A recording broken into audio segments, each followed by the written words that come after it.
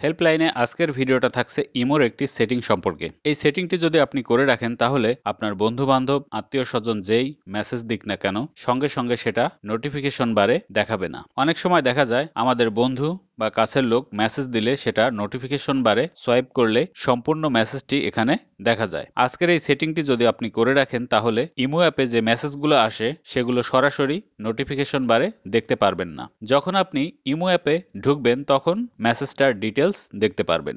এই কাজটি করার আগে আপনারা ইমো অ্যাপটি অবশ্যই আপডেট করে নেবেন। ইমো অ্যাপ সম্পর্কে বিভিন্ন ধরনের ভিডিও আমার চ্যানেলে দেয়া আছে, আপনারা দেখে নিতে পারেন। এর বাইরেও অজানা কিছু জানার থাকলে কমেন্ট বক্সে লিখতে পারেন। প্রথমে আমরা চলে যাব ইমো অ্যাপে, এখানে ক্লিক করবেন। এরকম ইন্টারফেস আসবে। এখান থেকে বাম সাইডে নিচের দিকে খেয়াল করবেন প্লাস আইকন, এখানে ক্লিক করবেন। এরপর 3 লাইন মোর এখানে ক্লিক করবেন। এরপর এরকম ইন্টারফেস আসবে। এখান থেকে আপনারা সেটিংসে ক্লিক করবেন। এরপর উপরেই থাকছে নোটিফিকেশনস, এখানে ক্লিক করবেন। এখানে পাবেন কমিউনিকেশন।